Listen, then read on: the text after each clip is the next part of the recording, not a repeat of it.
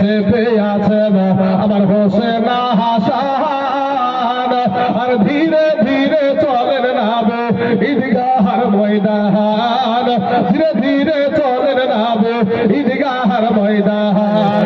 তার বাড়িতে এই বাচ্চা দুটো আছে গো, তার চোখে কিন্তু নীল নাই, তার চোখে ঘুম নাই।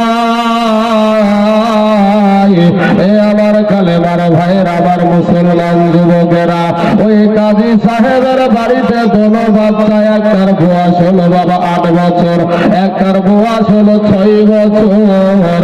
এদের আব্বা নাই আর মাও নাই। কোথায় বাড়ি? ইমাম বংশের সন্তান গো, মা হারা সন্তান, বাবা হারা সন্তান রে বাবা। ইমাম মুসলিম বিন আকিলের দোনো সন্তান বাবা। এই দোনো সন্তানের কাছে ওই কাজী সাহেব রাতের বেলায় টুক টুক টুক টুক করে চলে যাচ্ছে। দেখছে বাবা ওই ঘরটাকে দুইটা চন্দ্রর মতো চেহারা সন্তান যেন ঘরটাকে বাবা আলা করে দিয়া ঘুমায় আসি।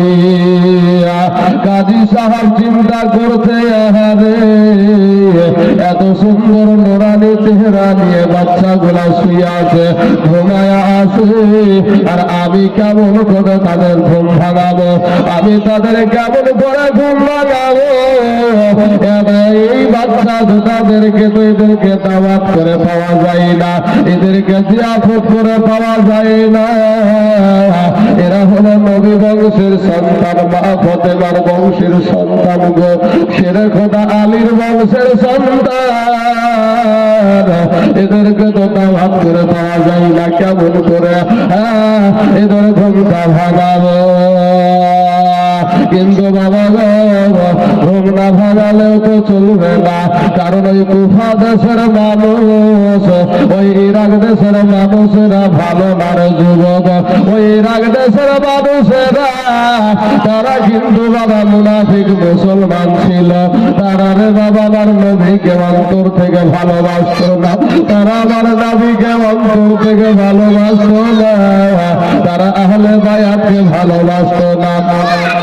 কাজী সাহেব পাশে গিয়া বসে বসে চিন্তা করছে, আরে আজকে নবী বংশের সন্তান আমার বাড়িতে, যেখানে বাবা সৈয়দ বংশের কোন মানুষ থাকবে গো, আমাদের মতো মৌলবীর কোন ইমামতি চলবে না রে বাবা, আমাদের মতো মৌলবীর কোন ইমামতি চলবে না।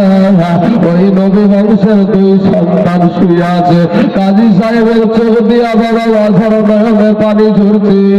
আহারে 2টা সন্তান বাবার সাথে ওই মাদিনা থেকে কুফাতে আসলো, আজ আব্বা যাদের তাজা মুখখানা তো দেখতে পেল না, আজ আব্বা যাদের জানাজা পড়তে পেল না। ছোট বড় একটা তার শরীরে বাবা একটু হাত রেখে দিল, বাবা হাতটা রেখে দিয়া যেমন বাবা হাত রাখা, সঙ্গে সঙ্গে বাবা চোখটা উঠায়া দেখছে যে ওইখানে একজন বসে আছে, মনে মনে চিন্তা করছে তার বাবা তাদের কাছে এসেছে। উঠে বলছে, চাচা চাচা গো, আমাদের আব্বা কেন আসে নাই গো? চাচা চাচা গো, আমাদের আব্বা কেন আমাদের কাছে আসে না? ছোট বেটাটা উঠে গেল, ডাক দিয়ে বলে, চাচা গো, আমাদের আব্বা কেন আমাদের কাছে আসে না? আমাদের আব্বা কেন আমাদেরকে কোলে নেয় না? আজ কয়েকদিন হয়ে গেল আব্বার দেখা মিলছে না। চাচা গো, একটা আবার বলে না গো, চাচা আমার আব্বা কেন আমাকে কোলে নেয় না? আমার আব্বা কেন আমাকে চুমা দেয় না, আদর করে না? আমার আব্বা কেন আমার কাছে আসে না? এবার বাবা ওই কাজী সাহেবের দোনো চোখে আর পানি ধরে রাখতে পারলো না, বলে, বাবা গো,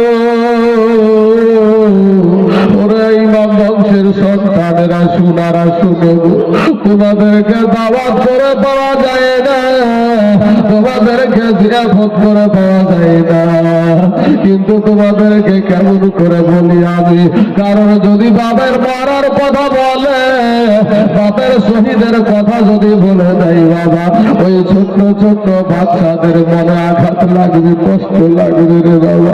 এই দিক দিয়ে বলতে চাইছে না, কিন্তু না বললেও তো চলবে না। এটা ডাক দিয়ে বলে বলে আবার সোনা বালিকে আর তোমরা আব্বা করিও না, আর আব্বা আব্বা বলে ডাকিও না। তোমাদের আব্বা এই দুনিয়ার জমিনে আর নাই। তোমাদের আব্বাকে এই দেশের গভর্নর ইবনে জিয়াদের বেটা উবাইদুল্লাহ তার জান্নাত দিয়ে শহীদ করে দিয়েছে। এবার সঙ্গে সঙ্গে বাবা আব্বা গো বলে বাবা জমির অজ্ঞান হয়ে পড়ে গেছে বড় বেটাটা। ছোট বেটাটা বলে চাচা দুনিয়ার জমিনে আমার মা নাই, দুনিয়ার জমিনে আমার আব্বা জান নাই। চাচা গো আমরা মা হারাইছি, আব্বা হারাইছি, আমার বড় ভাইটার একটু জ্ঞানটা ফিরাইয়া দেন। আমার বড় ভাইয়ের যদি কিছু হয়ে যায় আমি কি নিয়ে মদিনায় যাব, মক্কাতে যাব। বাবা গো মুখে পানির ছিটা দিল, বাবা জ্ঞান ফিরে আসলো। আব্বা আব্বা করে কাঁদে। কাজী সাহেব বলে বেটা রে চিৎকার করে কান্না করিস না রে বেটা, চিৎকার করে কান্না করিস না।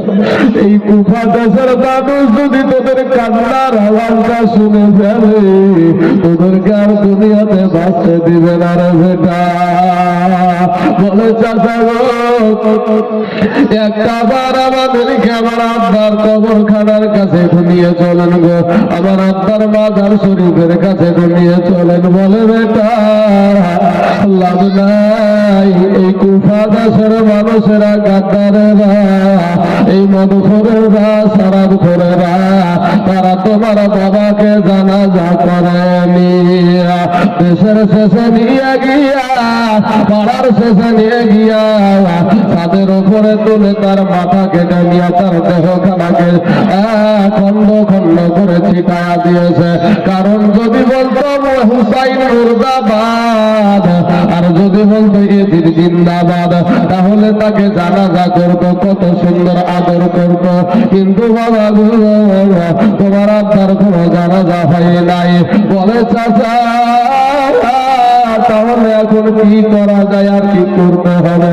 বলে বেটা রে এই কুফা দেশের গভর্নর এখানকার মুখ্যমন্ত্রী বলে দিয়েছে তোমাদের দুই সন্তানকে যদি কেউ খুঁজে দিতে পারে তাকে 10 দিরহাম তাকে ইনাম দেওয়া হবে, পুরস্কার দেওয়া হবে। এ কালেমার ভাইয়েরা তাদেরকে খোঁজার জন্য, মারার জন্য পুরস্কার দিচ্ছে। কারা দিচ্ছে গো? টাকাওয়ালা। ও মুসলমান ভাইয়েরা, আমার আব্বা জানেরা, যারা টাকা দিচ্ছে তারাও মুসলমান, যারা টাকা খাচ্ছে রে বাবা তারাও মুসলমান। সবাই খোঁজাখুঁজি করে, দৌড়াদৌড়ি করে, বাচ্চা দুটাকে কোথায় পাওয়া যায় টাকার লোভে, লোভ লালসায় পড়ে গেল।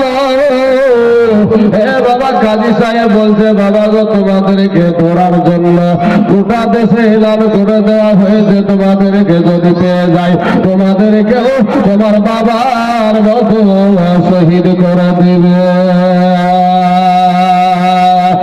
বাবার আমার সোনামানিকেরা এখানে ইচ্ছা করে তৈরা গিয়েছিল না বাবা রে, তাদেরকে দাওয়াত করে ওই কুফার মুসলমানেরা দাওয়াত করে চিঠি পাঠায়া দাওয়াত করে বাবা নিয়ে গিয়েছিল। একটা নয়, দুটো নয়, 150 খানা চিঠি লেখা হয়েছিল যে হুসাইন তুমি এই দেশে এসো, আমরা তোমার হাতে হাত দিয়ে বায়াত হতে চাই। কিন্তু না, এই মুনাফিকদের ভিতরে ঈমান ছিল না রে বাবা। কবি বলছেন 150 খানা চিঠি দিয়া কুফায় ডাকে ধোকা দিয়া, 150 খানা চিঠি দিয়া কুফায় ডাকে ধোকা দিয়া, তারাই শেষে এ বাবা শহীদ করে, তারাই শেষে এ বাবা শহীদ করে। এজিদের কারণ নীলা আকাশ লাল হইল যেন রক্তেরি বরহনা নীল আকাশ লাল হইল যেন রক্তেরি বরহনা কারবালার হই মরুর পরে ইমাম হোসেন লড়াই করে কারবালার হই মরুর পরে ইমাম হোসেন লড়াই করে আবার 3 দিন ধরে বাবা না দেয় পানি 3 দিন ধরে বাবা না দেয় পানি এজিদের বলৎকার হলো নীল আকাশ লাল হইল যেন রক্তেরি বরহনা নীল আকাশ লাল হইল যেন রক্তেরি বরহনা এ জালেমেরা ঘিরে ঘিরে মারিল মেরে জালেমেরা ঘিরে ঘিরে মারিল মেরে কাতর হালে বাবা ইমাম হোসেন কাতর হালে বাবা ইমাম হোসেন খোদাকে করেন শরণ নীল আকাশ লাল হইল যেন রক্তেরি বরহনা নীল আকাশ লাল হইল যেন রক্তেরি বরহনা আল্লাহুম্মা সাল্লি আলা সাইয়্যিদিনা মাওলানা মুহাম্মাদ ওয়া আলা আলি সাইয়্যিদিনা মাওলানা মুহাম্মাদ সাল্লাল্লাহু আলাইহি ওয়াসাল্লাম। এবারে কোনো বাচ্চাকে ডাক দিয়া কাজী সাহেব বলছে বেটা রে এই গভীর রাত্রিতে আজকের দিনে তোমাদের করণীয়টা কি এখন আমি বলছি একটু শুনে যাও তবে বেটা কোনদিন যেন কিয়ামতের দিন তোমার নানার সামনে যেন আমাকে তোমরা দায়ী করিও না কারণ বেটা রে আজকে তোমাদেরকে বাঁচানোর তাড়নায় আমি এটা যা করছি এটা করছি রে বেটা বলে কি করতে হবে চাচা বলে চাচা বেটা রে এই কুফা দেশের একটা জায়গার নাম হলো বাবুল ইরাকাইন বলে একটা জায়গা আছে ওই জায়গাটা থেকে আজকে একটা দল রাতের বেলাতে তারা মদিনা যাবে ও বেটা আমি বলি আমার বাড়িতে বসে না থেকে ওই দলটার সাথ ধরে তোমরা দোনো ভাই এই কুফা ছেড়ে তোমরা মদিনায় চলে যাও বাবা গো একটা সন্তানের বয়স হলো বাবা 8 বছর একটা সন্তানের বয়স হলো বাবা 6 বছর এই দুটো সন্তান ভালো চাষা গো কোথায় বাবুলেরা গাইন এটা তো আমার জানা নাই কোথায় যে বাবুলেরা গাইন এটা জানা নাই ও চাচা কেমন করে আমরা চিনব বলে সেই ব্যবস্থাটা আমি করে দিচ্ছি ওই কাজী সাহেবের একটা দাতার নাম ছিল বাবা আসাদ এই আসাদকে একটা ডাক দিল আসাদ রে ও বেটা আসাদ ও শোনা বেটা আসাদ শোন আসাদ রে একটা নবীর সুন্নাত পালন করবে বেটা বলে নবীর সুন্নাত ও আব্বা গো এত রাত্রিতে নবীর সুন্নাতকে আদায় করবো আব্বা বলে হ্যাঁ বেটা দেশে বাড়িতে যদি কোনো মেহমান আসে তাহলে কিছুটা পথ আগিয়ে দেওয়াটা হলো একটা সুন্নাত জোরে বলেন সুবহানাল্লাহ এই দোনো সন্তান ইমাম মুসলিমের 2 বেটাকে সারা কুফা দেশের মানুষ খোঁজাখুঁজি করছে রে এই দোনো সন্তানকে তো বাবুলিরা কাইনে রেখায় ওখান থেকে একটা দল আজ মদিনায় যাবে ওই দলটার সাথ ধরে দেয় ওই দলটার সাথে তারা হেঁটে হেঁটে মদিনা চলে যাবে বাবারা, ও আমার সোনা মানিকের, আমার ভাই জানেরা, আমার পর্দার আড়ালের মা খালারা গো, এবার তুই সন্তানকে কাজী সাহেব ডাক দিয়ে বলে, বেটা রে, কাল কিয়ামতের দিন আমার হুসাইনের সম্মুখে তোরা যেন বলিস না আমি তোদেরকে বাড়ি থেকে তাড়ায়া দিয়েছি। না রে বেটা না, আমি তোদেরকে বাঁচানোর চেষ্টা করছি। তাই বাবা দুই সন্তানের দুই হাত ধরে বাবা টুক টুক টুক টুক টুক করে আগাতে শুরু করলো। রাতের অন্ধকারে আব্বা যান দিলখানা কি নরম হয় না রে? ও কালেমার ভাইরা মুসলমানেরা, সারা জীবন ঘুমাইবারে যুবক, আজকে তুমি ঘুমাও কিন্তু তোমার জন্য এই সন্তান দুটা শহীদ হয়েছে, ইসলামের জন্য শহীদ হয়ে গেছে। এ কালেমার ভাইরা, আমার বাবারা, আমার বকিরা, আচ্ছা একজন মা আমার 500 টাকা দিয়েছে তার প্রতিদিনের জন্য। আল্লাহ গো, তার প্রতিদিনের কবরখানাকে আল্লাহ তুমি রিয়াজুল জান্নাত বানায়া দাও। আল্লাহ তার প্রতিদিনের কবরে জাহান্নামের দরজা বন্ধ করে দাও। আল্লাহ জান্নাতের দরজা খোলা দাও। আল্লাহ জান্নাতি পোশাক পরিধান করা দাও। বাবা, এই যুবক ভাইরা, আটলান্টিক মহাসাগরে যদি একটা মানুষ সাঁতার না জানা মানুষ যদি পড়ে যায়, তো এই মানুষটা যেমনি ভাবে অসহায়, সাঁতার জানে না, এই মানুষ যদি আটলান্টিক মহাসাগরে পড়ে যায় তাহলে কেমন অসহায় বলেন ভাই? তো কবরে যারা চলে গেছে অলরেডি তারাও কিন্তু সেই রকম অসহায়। ওই কবরবাসীর জন্য আপনারা সকলেই একটু দোয়া করে আখরি মোনাজাত করে আপনারা যাবেন। বাবাজি, আমার বক্তব্য অন্যের দিকে আর নিচ্ছি না, কারণ হলো যে আমাকে জীবনী করতে বলেছে, আমি জীবনের দিকেই যাচ্ছি। বাবাজি, আমার সোনা মানিকের, আমার ভাই জানেরা, তো বাবুল ইরাকাইন যে জায়গাটা, ওখানে গিয়ে দেখছে ওখানে কোনো মানুষ নাই। আপনাদের এখানে একটা স্টেশন আছে, স্টেশনে ট্রেন ছেড়ে গেলে আর কোনো মানুষ থাকে ভাই? আর কোনো মানুষ থাকে না। তো গিয়ে দেখছে যে ওখানে কোনো মানুষ নাই। বাবা যে আমার সোনা মালিকের, আমার ভাই জানেরা, এবার আপনার ওখান থেকে কি করবে? সুবহানাল্লাহ, সুবহানাল্লাহ। কি নাম গো ভাইজান? আপনার নাম কি? সাইদ। সুবহানাল্লাহ, সুবহানাল্লাহ। হারে বাপের কলেজার টুকরা, নয়নের পারা হারে, এই দেখেন তরুণ যুবক ছেলে, মা কি জিনিস গো, আব্বা কি জিনিস গো, আজ বাপকে হারায়া, মাকে হারায়া।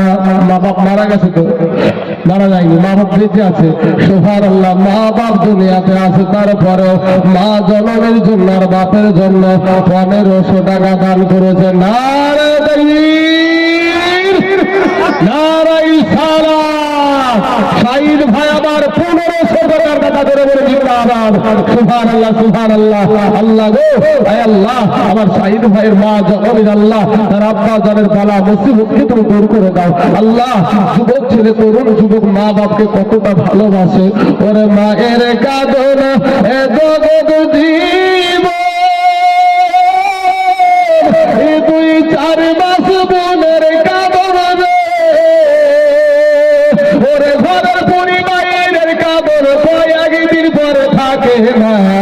দুঃখের দহরদি আমার জনম দুঃখী মা, গর্ভধারণী মা, জনম দুঃখিনী মা, দুঃখের দহরদি আমার জনম দুঃখী মা। 10 মাস 10 দিন মায়ে গর্ভে দিছে ঠাই, রক্ত মাংস খাইয়া আমরা দুনিয়ায় আসলাম ভাই।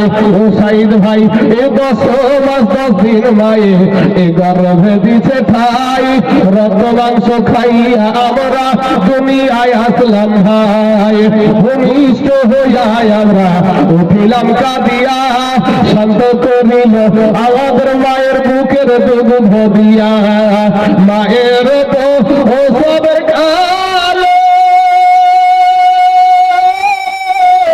বুক ভেসে নয়ন জলে রে, ও মা সন্তানের কুলে লইয়া ভুলেছে সব যন্ত্রণা। দুঃখের দহরদি আমার জনম দুঃখী মা, গর্ভধারণী মা, জনম দুঃখিনী মা, দুঃখের দরদি আমার জনম দুঃখী মা। হাতে পায়ে তেল মাই খামা দিল শত করি, ও সাইদ ভাই হাতে পায়ে তেল মাই খামা দিল শত করি, আর পোষা পায়খানা আমরা মায়ের কোলে করি, তবু না মারা করিল ভিজিল গুহে মধ্যে, আমাদের সুখ নাই রাখিয়া মাই থাকে ভিজাতে, আবার অসুখ হইলে এছায়া দেখি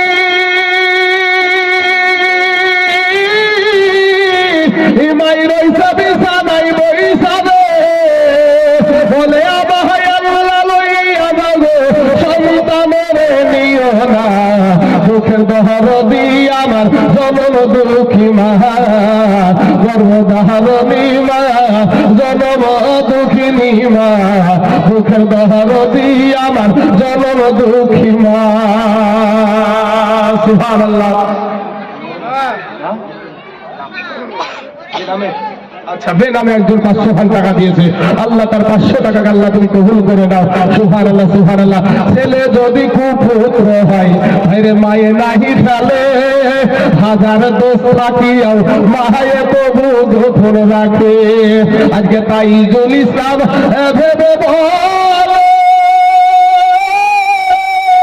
এই জান্নাত মায়ের পায়ের তলে রে, ওরে জাগে বুখারী হাদিস তুলে করছে নবী ঘোষণা, দুঃখের দহরদি আমার জনম দুঃখী মা, গর্ভধারণী মা জনম দুঃখিনী মা, দুঃখের দহরদি আমার জনম দুঃখী মা।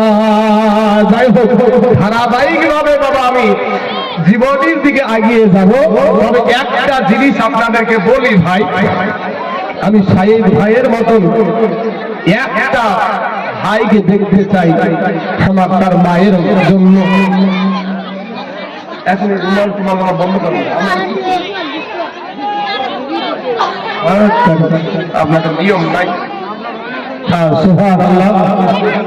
আচ্ছা, বেনামে কিছু টাকা দিয়েছে, আল্লাহ এদের দানগুলাকে তুমি কবুল করো না। টাইম আছে, ঠিক টাইম আমরা ধরে নিয়ে গেলাম। হ্যাঁ, এই যে ধারাবাহিকটা বন্ধ হয়ে গেল না, জায়গা যে জায়গাতে ছিলাম আমি, হ্যাঁ একটা গিট পড়ে গেল। হ্যাঁ, শোনা মতো কি ভাই, শোনারও ভালো লাগে না, বলার আবার ঠিক পাওয়া যায় না, কোথা থেকে আবার কোথায় চলে যায়। হ্যাঁ বাবা যে আমার সোনা মানিকেরা, এ তোর সন্তান বাবা বা বলেরা কাইন বাবা জায়গায় গিয়ে দেখে ওখানে কোনো মানুষ নাই, ওই বাবা আসাদ একটা ডাক দিয়া বলছেন, আসাদ একটা ডাক দিয়া বলে, এ হানি ভাই চাদরটা বন্ধ করেন তো, আমাকে নিয়ে এসেছেন তো নাকি? দেখেন মোবাইলে দেখেছেন তো আমার সমস্ত কিছু। আপনারা যদি দেখতে চান তাহলে বাবা আমার নিজস্ব একটা চ্যানেল আছে, চ্যানেলটার নাম আমি বলে দিচ্ছি ভাই। আমি আজকে তো এখান থেকে বিদায় হয়ে যাবো, হয়তো আর 1 ঘন্টা 1.5 ঘন্টা নাকি, তো তারপর তো বিদায় হয়ে যাবো। তো যদি আপনারা মনে করেন হুজুরের বক্তব্য আরো শুনবো, তাহলে আমার একটা নিজস্ব চ্যানেল আছে, চ্যানেলটার নাম আমি বলে দিচ্ছি, আপনারা ওটা লিখে নেবেন। যাদের বড় মোবাইল আছে ইংরেজিতে অক্ষরে লিখবেন 4, অক্ষরে লিখবেন 4, তারপর লিখবেন ইমাম সুন্নি, 4 ইমাম সুন্নি, 4 ইমাম সুন্নি, দেখবেন এটা আমার নিজস্ব চ্যানেল, এটা সাবস্ক্রাইব করে রাখবেন, তাহলে আমার প্রত্যেক দিন ভিডিও আসতেই থাকে। তাই বাবা যে আমার সোনা মানিকের আমার ভাই জানেরা, আমার সাইদ ভাইয়ের মতন একটা যুবককে, এতগুলা যুবকের ভিতরে কে মায়ের দরদি বেটা আছেন, কে মায়ের দরদি দিদি আছেন, যে আজ মা কবরে শুয়ে আছে, বাবা কবরে শুয়ে আছে, মাত্র 1500 টাকার একটা চূড়া ভাই আমার দিয়েছে, 1500 টাকা সাইদ ভাই। এইরকম একটা সন্তান আপনাদের এখানে আমি দেখতে চাই, তবে আমি ধারাবাহিক ভাবে আমার আলোচনা চালিয়ে যাচ্ছি। যদি বাবা যে আমার সোনা মানিকরা ভাবেন যে আমার মা তো চলে গেছে, আমার বাবা তো চলে গেছে, সুবহানাল্লাহ সুবহানাল্লাহ, আবারও শাহিদ ভাই, সুবহানাল্লাহ সুবহানাল্লাহ, নারে তাকবীর, নারে রিসালাত। শাহিদ ভাই আমার 1500 টাকার কথা বলে বলে জিন্দাবাদ, সুবহানাল্লাহ। 3000 টাকা হলো, সুবহানাল্লাহ। আমার ভাইটার জন্য একটু দোয়া করে আসেন, আল্লাহুম্মা আমিন। আয় আল্লাহ মাবুদ গো, আমার শাহিদ ভাই সম্মুখে বসে আছে ভাই, যাক আহারে তরুণ যুবক তোর দিলখানা এত নরম আল্লাহ বানায়া দিল রে। আজকে 3,000 টাকা মা বাবার জন্য দিয়েছে। আল্লাহ গো, এই সন্তানকে সারা জীবন মা জননী খিদমত করা তুমি তৌফিক দান করি আল্লাহ। আব্বা জানের খিদমত করা তুমি তৌফিক দান করিও ও রব্বুল আলামিন। বাপ কি জিনিস শহীদ ভাই আবার বুঝতে পেরেছে, মা কি জিনিস বুঝতে পেরেছে, দিলখানা নরম হয়ে গেছে গো। আজ ভাই জান 3,000 টাকা তার মা জননী আব্বা জানের জন্য দিয়েছে। আল্লাহ গো, তার মা জননীর দুয়ায় আল্লাহ তাকে আল্লাহ তুমি বড় দানশীল মানুষ আরো বানায়া দিও। সারা জীবন যেন মাদ্রাসা মসজিদ আল্লাহ মক্তব গুরুস্থানকে নিয়ে চলতে পারে সেই তৌফিক আল্লাহ তুমি দান করিও। আল্লাহ তার রুজি রোজগারে তুমি বরকত দান করিও। আল্লাহ তাকে তুমি হালাল রুজি খাওয়ার তুমি তৌফিক দান করিও। আমিন সুম্মা আমিন।